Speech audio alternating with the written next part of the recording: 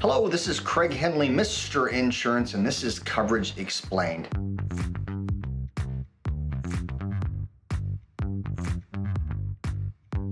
Today I want to talk about the preventative side of insurance and not so much the coverages.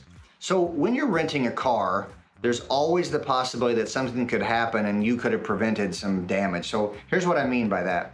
We remember the days of old, right? When you went and they gave you the keys to the car, they told you, I want the silver van, and you walk outside with the keys in hand, you get in the van, and they walk out there with you, and they walk around a document, and you sign off on all the damage that's already there.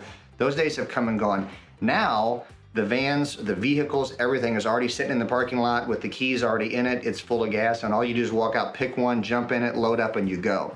Take 5 minutes when everybody walks up to the car, and I know your wife's probably tired and the kids are cranky and nobody's eating because you're just getting off the plane, but take 5 minutes and just do a quick walk around. Pull out your cell phone, take some pictures and some video of the car from all four sides.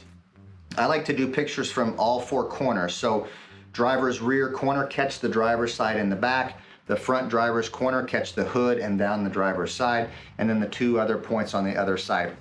The reason that's good is because those corner angles can pick up any minor dents or dings that they may try to tell you weren't there when you know that they were. Get a picture of the hood. In bigger cities, there's a lot of traffic and parking can sometimes, so bumping cars is probably not all that uncommon, but that damage can lead to a potential claim. So look at the front bumper. Are there scratches and scuff? And if there are, document them. Don't be afraid to use your phone and even use your finger to point out specific things using your finger. The same on the back. The backs of the cars are notorious for damage because luggage goes in, luggage comes out, there's scratches. And let's be honest, it's not your car, so you're not taking quite as good a care of it as you would if it was your own. So walk inside the car, take some video inside. Are there any specific stains on the carpet? Are there scratches or tears that you might be pointing out to them? These little steps can go a long way. Jot some things down when you see them and don't be afraid to point them out. When you drive up to that attendant as you're leaving, he's going to ask you for your rental form. He's going to look at it and you're going to tell him, hey, we found some damage on the car. And he's going to say, you know what, don't worry about it. We know, we've already documented it. It's already there. Besides, if it's no bigger than the size of a quarter, you have nothing to worry about. We didn't even look at that.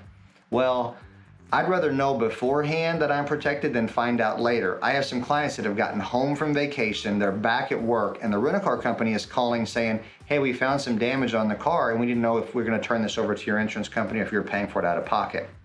You don't know what the damage was, what happened, how it got there, but by video documenting, taking that just a few minutes before you jump in the car and take off on your way, you can protect yourself long-term from any claim situations.